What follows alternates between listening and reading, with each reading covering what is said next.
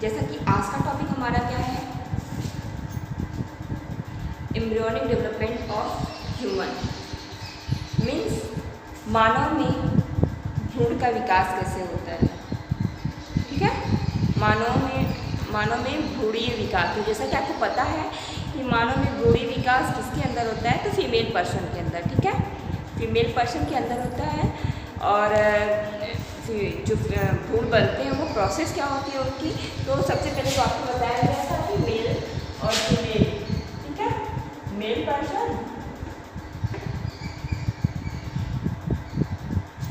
Male person और female person होते हैं, और इनसे मेल गैमीट और यहाँ से फीमेल गैमीट।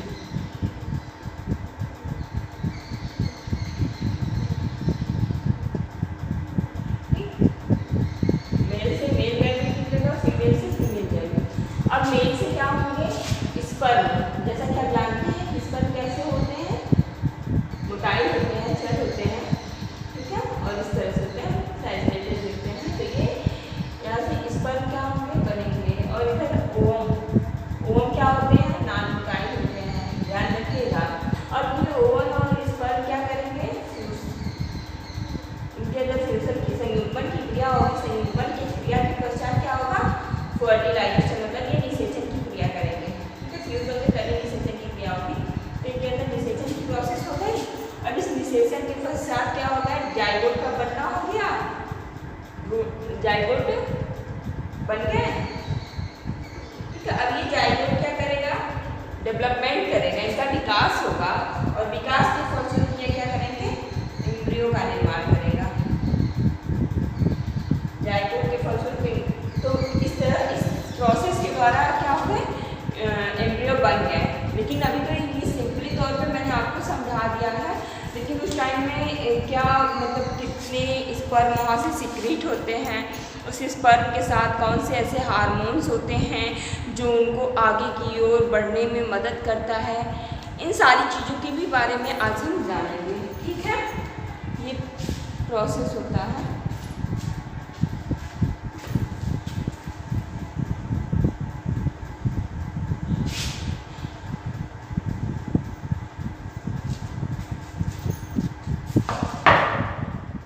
जैसा कि आपको ये भी पता होगा कि जो मानव में मतलब ह्यूमन बीइंग में जो शुक्राणु होते हैं, शुक्राणु का निर्माण कहाँ होता है, वृषण में ही होता है ना। वृषण में आपका शुक्राणु का क्या होता है, बनना पाया जाता है। ठीक, और आपको आगे बता दिया जाए कि जो शुक्राणु होते हैं वो मैथुन के दौरान मतलब सेक्स कंडीशन के दौरान क्या होते हैं, शिश्न जो होते हैं उसमें रुधिर अवकाशों में, ठीक है, रुधिर अवकाशों में क्या होते हैं, जो रुधिर भरने का जगह होता है, जो स्पेस खाली होता है, वहाँ क्या होते हैं, रुधिर इकट्ठा होने लगते हैं, भरने लगते हैं, जिसके परिणाम से कंडीशन हो जाता है कि जो शिश्न होते हैं वो अपने सेक्सुअल कंडीशन में आ जाते हैं, और उसके फलस्वरूप उनके अंदर मतलब जो प्रोसेस होती है वो मादा की योनि में प्रवेश करने के बाद वहाँ शुक्राणु को क्या करते हैं, छोड़ देते हैं। तो ये सारी प्रोसेसेस वहाँ होती हैं।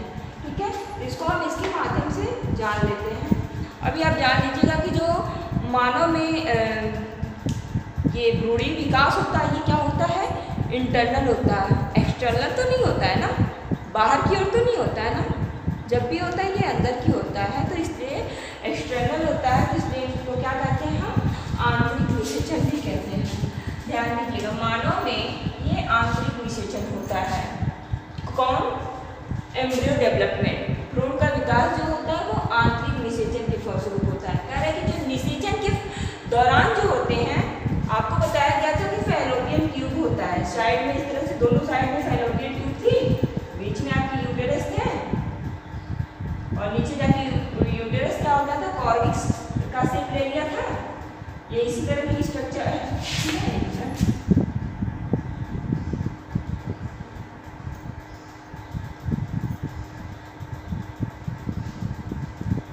यही वाली प्रोसेस थी ना, ये है। तो ये आपकी जो फैलोपियन ट्यूब है, ओविडक्ट जो था, यहाँ ही तो स्पर्म थे। ठीक, धीरे धीरे इनके माध्यम स्पर्म हो रहे थे आगे की ओर बढ़ रहे थे, वही कह रहा है कि निषेचन के दौरान क्या होगा, फैलोपियन नलिकाओं में, फैलोपियन ट्यूब तो यही है, तो फैलोपियन नलिकाओं में क्या होंगे, शुक्राणु वही छोड़े जाएंगे। तो संयुग्मन के फलस्वरूप मतलब जब उनके अंदर फ्यूजन होगा तो फ्यूजन के पश्चात शुक्राणु मादा की योनि में चला जाता है। जब वो आपस में फ्यूज करेंगे, संयुग्मित हो जाएंगे, तो वहाँ शुक्राणु छोड़ देगा और वो शुक्राणु क्या करेगा, फीमेल पर्सन के विजाइना में प्रवेश कर जाएगा। ठीक, उस टाइम में जब उनके अंदर जो स्पर्म छोड़ते हैं, शिशु के द्वारा जो स्पर्म वहाँ छोड़े जाते हैं, उस टाइम में वीर्य में जिसको क्या बोला जाता था, भर्ती बोला जाता था, तो वीर्य में क्या थे, 30 से 35 करोड़, कितना, 30 से 35 करोड़ क्या शुक्राणु होते हैं। ठीक है, 30 से 35 करोड़ क्या होते हैं, वहाँ शुक्राणु होते हैं। मतलब मेल पर्सन में जो होता है शुक्राणुओं का निकलना तो कई लाख होता है, लेकिन मैंने ये भी आपको बताया था कि वो करोड़ों में, अभी यहाँ बता दिया ना कि 30 से 50 करोड़ स्पर्म वहाँ से क्या होते हैं, सिक्रीट होते हैं, निकलते हैं, बट उसमें से फ्यूज या कह लीजिए कि उसमें से ग्रोथ कौन करता है, निषेचित कौन होता है, तो सिर्फ ओनली 1% क्या होंगे, वो प्रवेश करेंगे, लेकिन कोई एक ही क्या होगा, निषेचित होता है।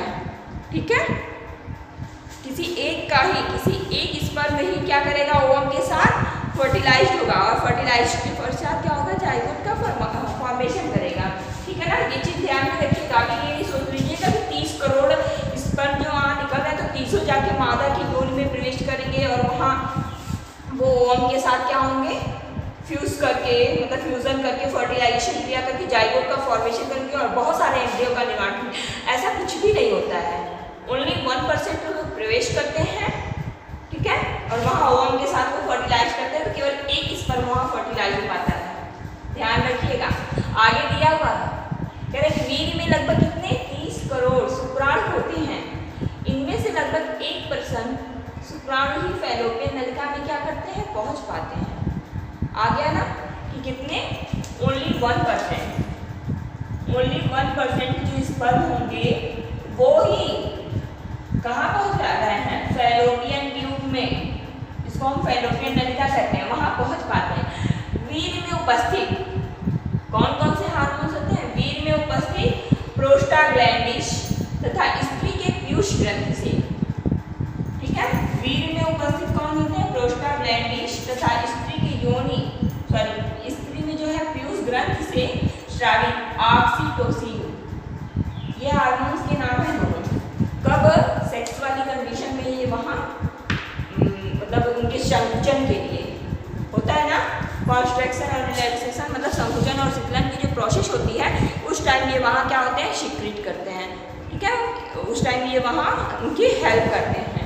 तो इस चीज़ को जानते रहिएगा कि जो ह्यूमन बीइंग से कौन सा, तो प्रोस्टाग्लैंडिस, और स्त्री के जिस भाग से निकलता है वो है पीयूष ग्रंथि, और पीयूष ग्रंथि से ऑक्सीटोसिन नामक हार्मोन गर्भाशय में संकुचन उत्पन्न करता है।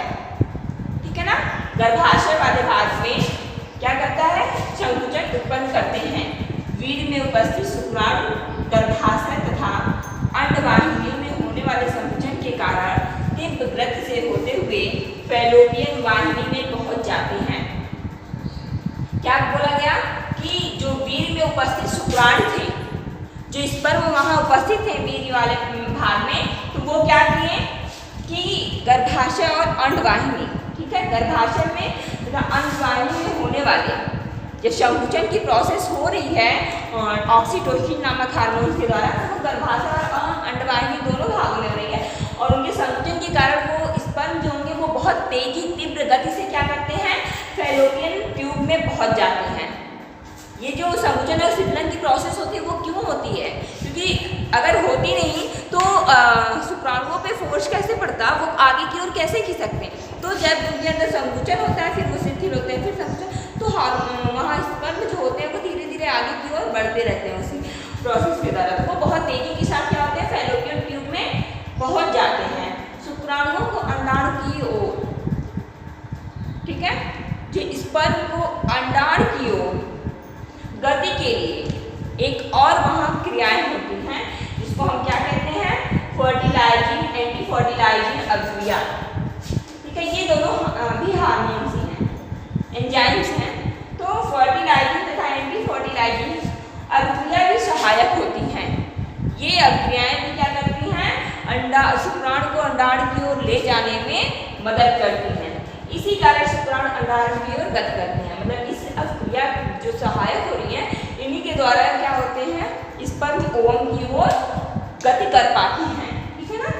वीर्य में उपस्थित शुक्राणु जो होते हैं वो सब जानता है कि हैप्लॉइड होते हैं। जब तक कि वो ओवम के साथ निषेचित नहीं होंगे तब तक वो हैप्लॉइड कंडीशन में होंगे।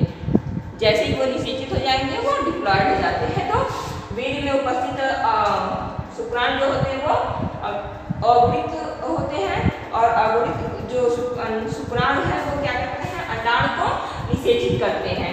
अंडाणु की, अब देखिएगा जो निषेचन की प्रोसेस होती है उस टाइम में क्या होता है, कह रहे हैं कि अंडाणु के अंदर कुछ इस प्रकार के भाग होते हैं जिसको क्या कहते हैं, कोरोना रेडिएटा।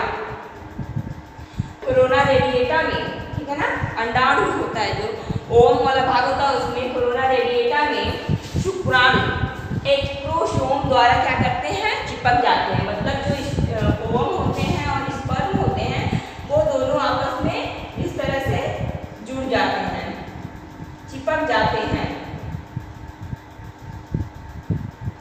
ये आपका स्पर्म है। ठीक है, स्पर्म और ओवम क्या हुए, एक साथ चिपक गए। ठीक है, अब इन दोनों के बीच में एक एंजाइम होता है। कौन सा एंजाइम होगा बताइएगा।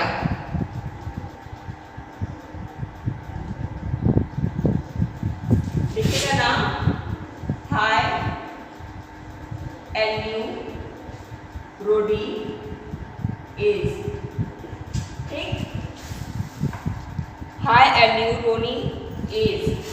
ठीक है ना। दूसरा एक और होता है, यही हार्मोन्स जब फ्री हो जाएंगे, स्वतंत्र हो जाएंगे या हट जाएंगे उस टाइम में क्या होते हैं, शुक्राणु अंडाणु में प्रवेश कर जाते हैं और प्रवेश करके उस मार्ग को एकदम प्रशस्त कर देते हैं, क्लियर कर देते हैं। और वहाँ कुछ टाइम तक क्या होते हैं, स्पर्म अंडाणु के साथ रहते हैं, कुछ जैसे 12 से 24 घंटे।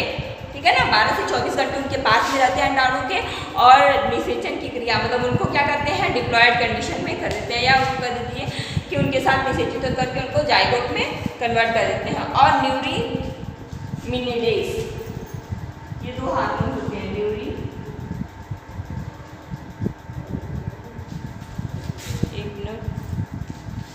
मिनेडेज, ये दो हार्मोन्स हैं। जब ये दोनों आपस में चिपक जाते हैं उस टाइम के चारों ओर होते हैं, और यही दोनों क्या करते हैं, इन्हीं दोनों एंजाइम्स के मुक्त होकर, मतलब यही दोनों एंजाइम क्या करते हैं, वहाँ से मुक्त होकर के स्पर्म को अंडाणु के पास पहुँचने में मदद कर देते हैं।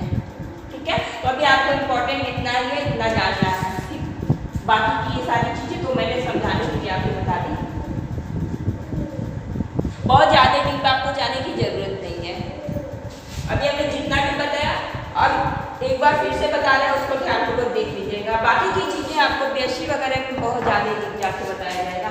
देखिएगा क्या बोल रहा है कि जो ह्यूमन बींग होते हैं उनके अंदर जो होता है एक्सटर्नल फर्टिलाइजेशन होता है, sorry internal fertilisation. Internal fertilisation होता है, और जो फर्टिलाइजेशन की प्रोसेस होती है वो फैलोपियन ट्यूब में होती है। ठीक है ना, फैलोपियन नलिकाओं में होती है। संयुग्मन के पश्चात, मतलब जब आपस में वो फ्यूज करते हैं उसके पश्चात शुक्राणु क्या करते हैं, मादा की योनि में पहुंच जाते हैं। और जब वो मादा की योनि में पहुंच जाते हैं तो उस टाइम जो वीर्य होते हैं उनमें क्या होते हैं, 30 से 50 करोड़ स्पर्म क्या करते हैं वहाँ से निकलते हैं या उसमें होते हैं। ठीक है ना, वीर्य में जो होता है 30 से 50 करोड़ स्पर्म होते हैं, जिसमें से 1% मतलब ओनली 1% क्या होगा, वो फैलोपियन नलिका में पहुंच जाते हैं। अब देखिएगा 1% तो पहुंचा, क्या 1% शुक्राणु भी पूरी तरह से निषेचित हो जाएंगे? नहीं, केवल एक शुक्राणु क्या करता है, ओवम के साथ फर्टिलाइज होगा, निषेचित होगा और जाइगोट का निर्माण करेगा। ठीक है ना, तो नलिका में पहुंच जाती है। वीर्य में उपस्थित प्रोस्टाग्लैंडिन्स तथा स्त्री में पीयूष ग्रंथि से स्रावित ऑक्सीटोसिन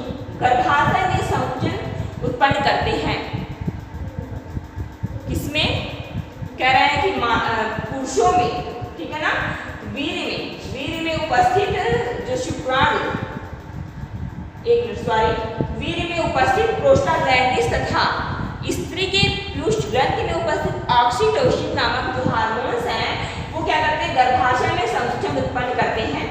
वीर्य में उपस्थित जो शुक्राणु होते हैं, स्पर्म होते हैं, वो गर्भाशय में तथा अंडवाहिनियों के बीच में क्या करते हैं, संकुचन के कारण उनमें संकुचन उत्पन्न करते हैं और उन्हीं संकुचन के कारण क्या करते हैं, स्पर्म बहुत तेजी के साथ, बहुत तीव्र गति के साथ क्या करते हैं, फैलोपियन नलिकाओं में पहुंच जाते हैं। यहाँ देखिएगा, फैलोपियन नलिका में पहुंच जाते हैं। शुक्राणु को अंडाणु की गति के लिए, किसके, स्पर्म को ओवम की ओर गति के लिए एक और प्रोसेस होती है, एक और क्रिया होती है जो उनकी मदद करती है, वो है फर्टिलाइजिंग तथा एंटी फर्टिलाइजिंग अभिक्रिया भी सहायक होती है। कब सहायक होती है, स्पर्म को ओवम की ओर तीव्र गति से लाने के लिए। इसी कारण शुक्राणु अंडाणु की ओर गति करते हैं। वीर्य में उपस्थित शुक्राणु अगुणित, ठीक है ना, अगुणित अंडाणु को निषेचित करते हैं। कह रहा है कि वीर्य में जो उपस्थित शुक्राणु होते हैं वो भी तो अगुणित ही होते हैं, लेकिन वो पुनः ओवम भी तो अगुणित होता है, तो वो उनके पास जब जाते हैं तो उनको क्या करते हैं, निषेचित करते हैं। अंडाणु की कोरोना रेडिएटा तथा शुक्राणु एक्रोसोम द्वारा, मतलब कोरोना रेडिएटा तथा एक्रोसोम द्वारा वो दोनों आपस में चिपक जाते हैं और कुछ टाइम बाद उनके इर्द गिर्द जो होते हैं वो हाई एल्यूरोनिडेज तथा न्यूरीमिनिडेज नामक एंजाइम्स के नष्ट होने पर स्पर्म शुक्राणु में प्रवेश कर जाते हैं और कुछ 12 से 24 घंटे के बाद वो क्या होते हैं, स्वतंत्र होते हैं।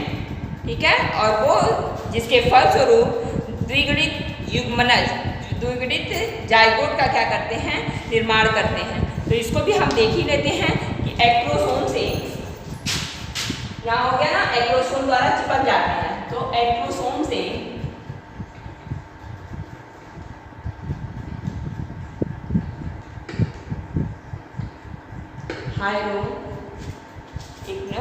एक्रोसोम से हाई एल्यूरोनिडेज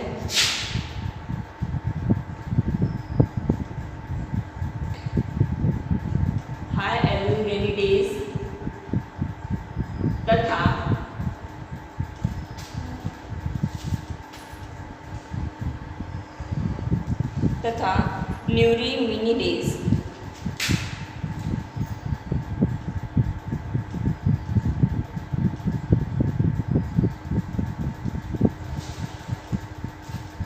नामक एंजाइम के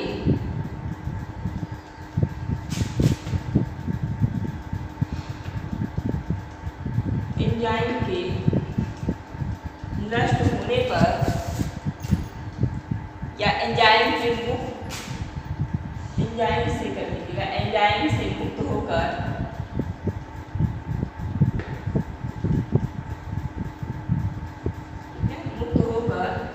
क्या शुक्राणु को अंडाणु में प्रवेश के लिए,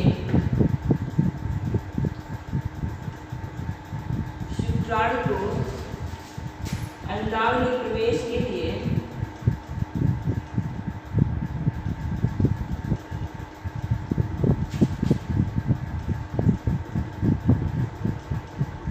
मार्ग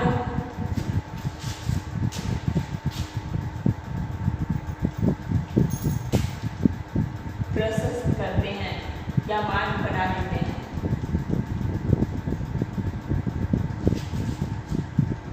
जिसके पश्चात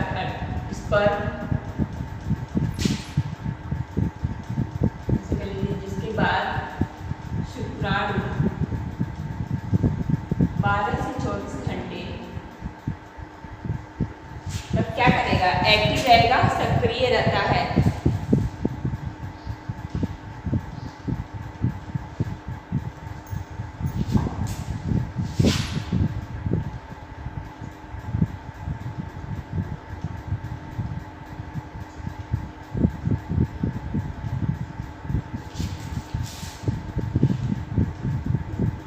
होते हैं, ठीक है ना। अब ये सक्रिय होंगे तो क्या करेंगे, मतलब निषेचन योग्य तो होंगे, जिसके फलस्वरूप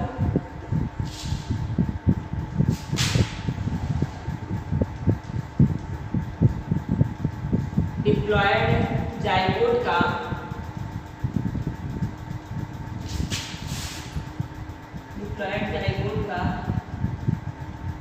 निर्माण करते हैं।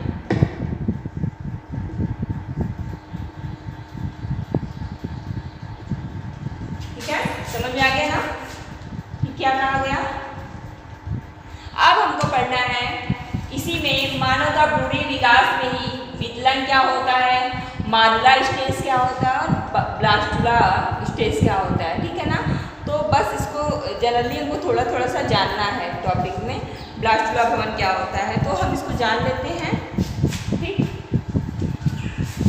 आई थिंक आपको अच्छे से समझ में आया होगा। वैसे ये टॉपिक ज़्यादा इम्पोर्टेंट नहीं है, आगे का इम्पोर्टेंट है ब्लास्टुला भवन, लेकिन पूछा जाता है एग्जाम में 2-3 नंबर में, और बाकी आगे का जो है वो आपका लॉन्ग पैटर्न से पूछा जा सकता है, लॉन्ग क्वेश्चन में वो इम्पोर्टेंट है, तो आप उसको पूरी तरह से प्रिपेयर कर रखिएगा।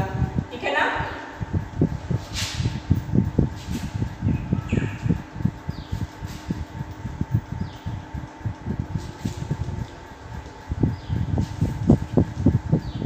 अब हम क्या देखेंगे, विदलन क्लीवेज क्या होता है। ठीक,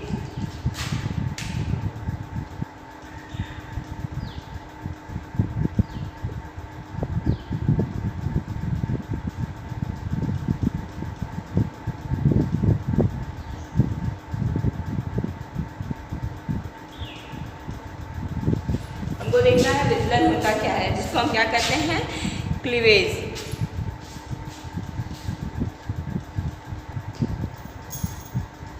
तो अभी हम क्या देख रहे हैं, विदलन।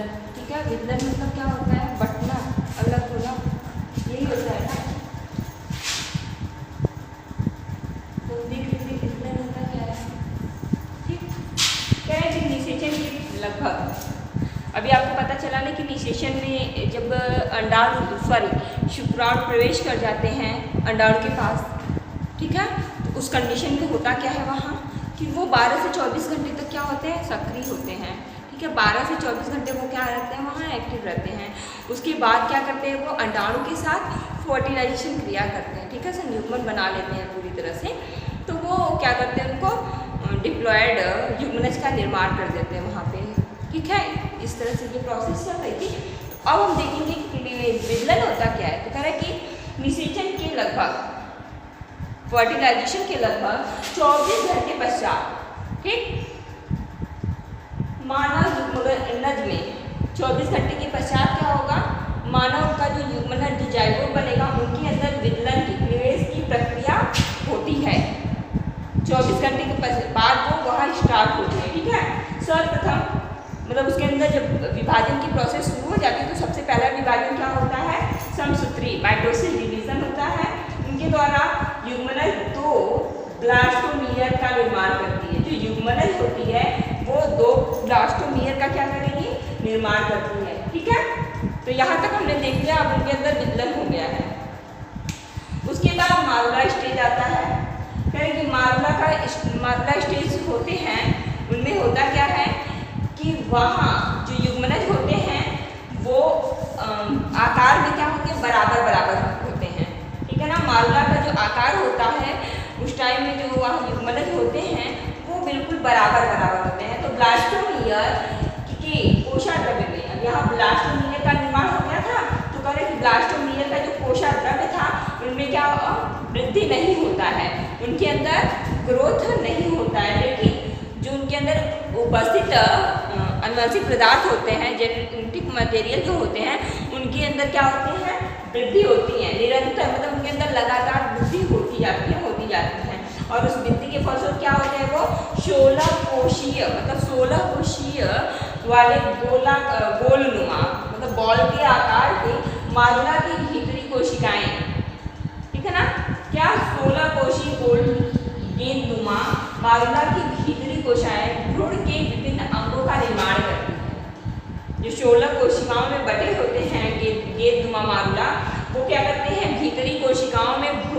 विकास के लिए बहुत सारे स्टेजों का क्या करते हैं या बहुत सारे अंगों का क्या करते हैं वो निर्माण करते हैं। जबकि परिधीय कोशिकाएं, जबकि परिधि वाली जो कोशिकाएं होती हैं वो ट्रोफोब्लास्ट बनाती हैं। क्या बनाती हैं? ट्रोफोब्लास्ट बनाती हैं। ये एक भाग है, ठीक है ना, भ्रूण विकास की कंडीशन को बताया जा रहा है। उस टाइम क्या करती हैं? ट्रोफोब्लास्ट बनाती है। और वही ट्रोफोब्लास्ट क्या करता है? डेवलप करता है, विकास करता है, मतलब उनके अंदर जब ग्रोथ होता है तो वो प्लेसेंटा का क्या करती है? निर्माण करती हैं। आगे हमको प्लेसेंटा भी पढ़ना है, तो अभी ध्यान रखिएगा कि प्लेसेंटा का निर्माण हो कहाँ से रहा है? तो ट्रोफोब्लास्ट के द्वारा हो रहा है। ट्रोफोब्लास्ट का निर्माण कहाँ से हो रहा है? तो परिधीय कोशिकाओं के द्वारा हो रहा है, ठीक है। इस प्रोसेस के द्वारा प्लेसेंटा का निर्माण होता है। समझ में आया कि नहीं? विदलन क्या होता है? अब इसी क्रम में क्या है? ब्लास्टोमियर है या ब्लास्टुला भवन है, ठीक है ना।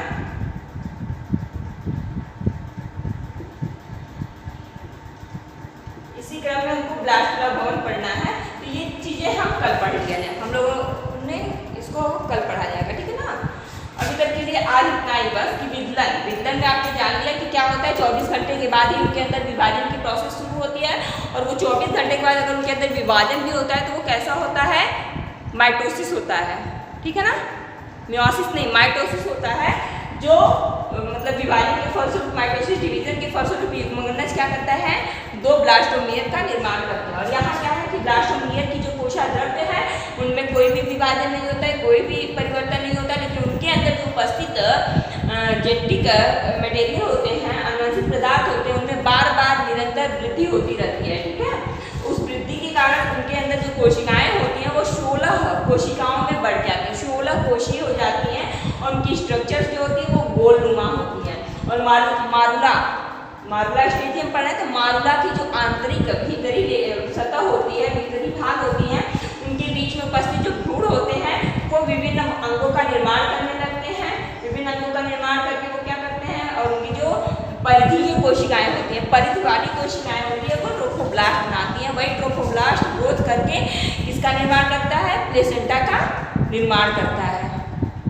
तो आई थिंक आपको यहाँ तक समझ में आया होगा। कल हम लोग पढ़ेंगे कि ब्लास्टुला भवन क्या होता है और प्लेसेंटा क्या होता है, प्लेसेंटा का निर्माण कहाँ से होता है, ठीक है ना। यही दो टॉपिक लगभग बचे हुए हैं, और आपका ये लेसन भी समाप्त हो जाएगा, तो प्लीज़ आप इसको भी प्रिपेयर कर लीजिए। Okay, thank you.